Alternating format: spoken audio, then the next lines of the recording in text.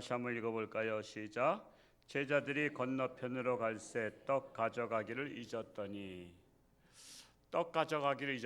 지금 7병이어의 기적이 행했잖아요. 그 전에는 5병이어의 기적도 행했고, 그러면 떡이 있는 것이 뭐 중요하지 않잖아요. 예수님께서 축사하시면 떡을 만들어내신 분이신데, 근데 떡을 안 가져간 것을 걱정하고 있었습니다. 끊임없이 제자들은 먹을 것을 걱정하는 것을 볼 수 있습니다.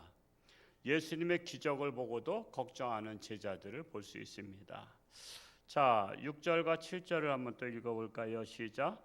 예수께서 이르시되 삼가 바리새인과 사두개인들의 누룩을 주의하라 하시니 제자들이 서로 논의하여 이르되 우리가 떡을 가져오지 아니하였도다 하거늘.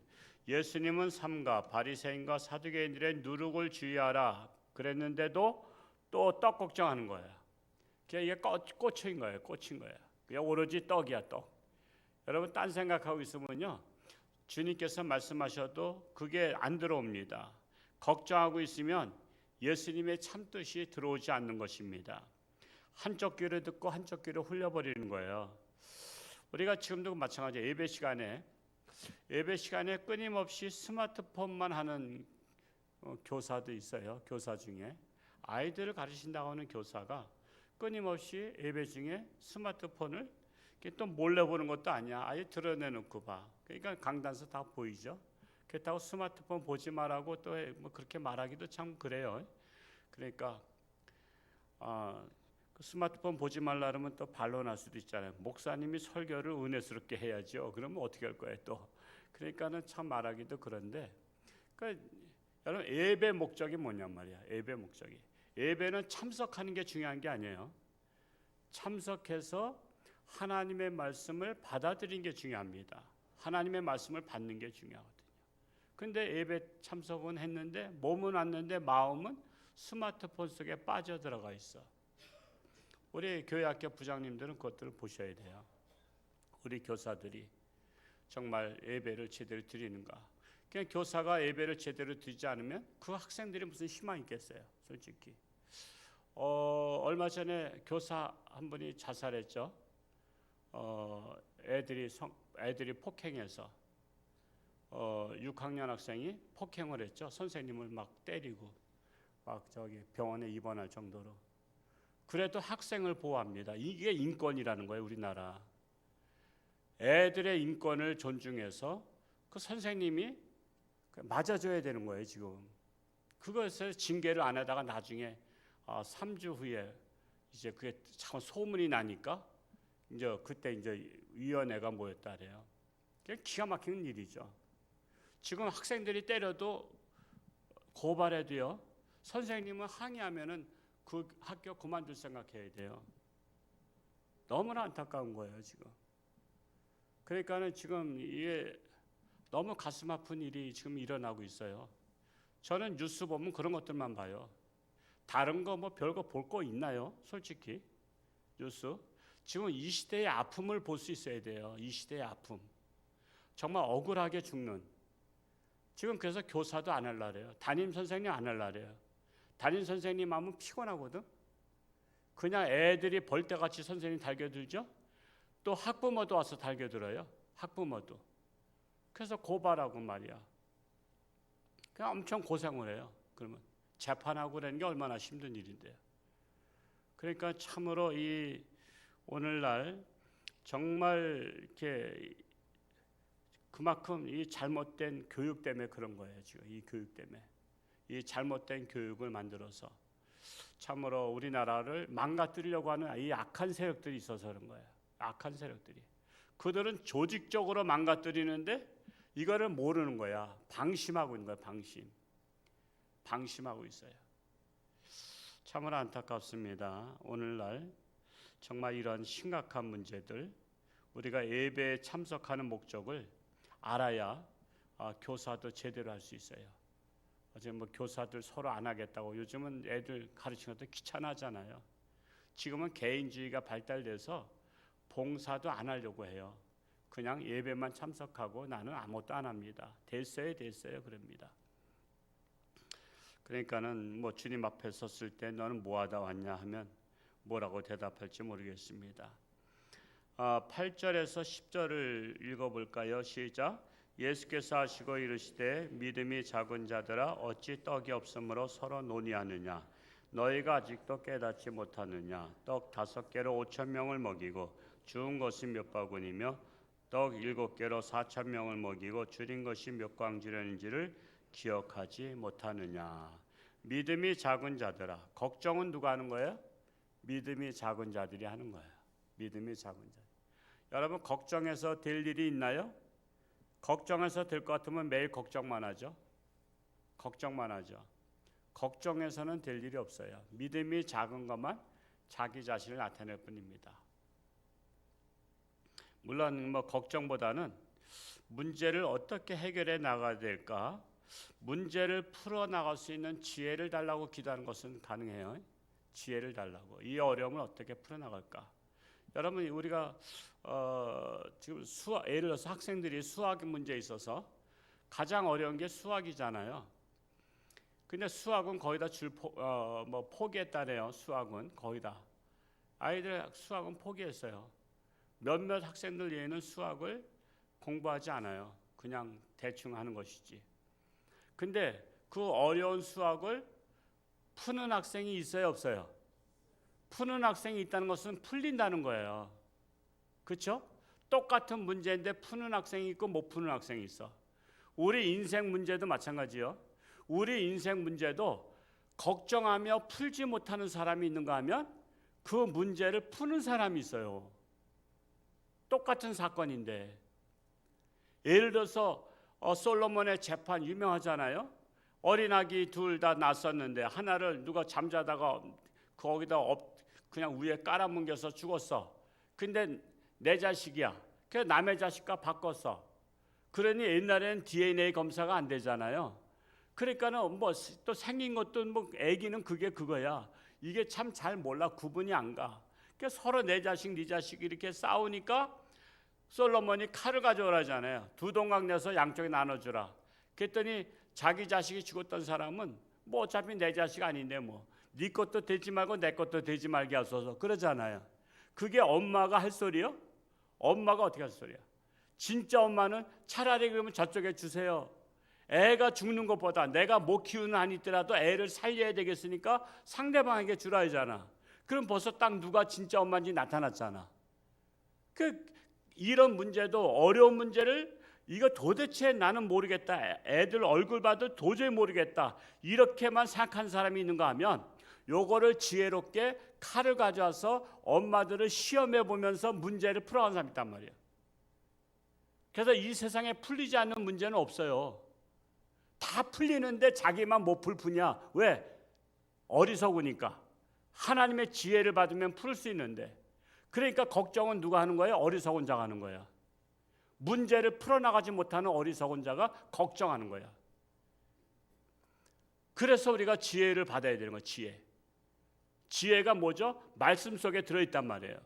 그러니까 우리가 말씀을 정신 차리고 똑바로 봐야 돼요. 말씀을 끊임없이 말씀을 봐야 돼요. 그러면 자꾸만 나도 모르는 사이에 지혜가 떠올라. 어떤 성도가 그랬잖아요. 옛날에 목사님 저는 뭐 잘 말귀도 못 알아듣고 맨날 설교 들어도 그냥 집에 가면 잊어버려요. 그랬더니 그런 거예요. 집사님 콩나물에 물을 부어보시라고.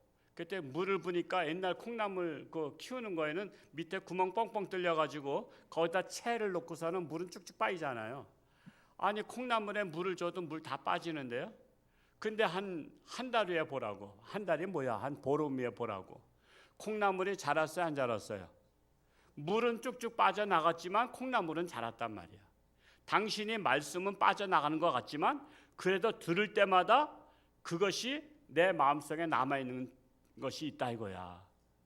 그러니까 기억 못한다 걱정하지 마시고 계속 말씀을 잘 듣고만 있으면 자신도 모르게 신앙이 자라니까 그 원리를 하니까 아하 그렇군요 하고서는 깨달았다는 얘기 아닙니까? 그러니까 말씀 잊어버릴 거 걱정 없어요. 잊어버리면 그 다음 주에 또 하니까 목사가 또 다시 들으면 돼. 또 다시 듣고 또 다시 듣고 하다가 보면 성경도 우리가 계속 보면 또 잊어버려. 그럼 또 보면 되잖아. 또 잊어버려. 또 보면 되지 뭐. 깨달을 때까지 보면 되잖아. 저도 오늘 새벽에 성경 40페이지 읽고 이렇게 했지만은 저도 보면요, 그냥 몰라. 목사라고 뭐 압니까? 그러니까 또 보는 거야. 보고 또 보고 보고 또 보고.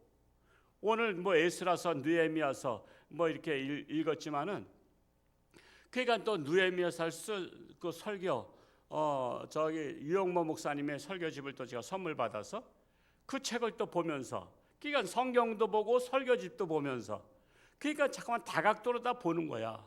그러면서 나도 모르게 알게 모르게 하나님의 말씀으로 제가 무장되는 거예요.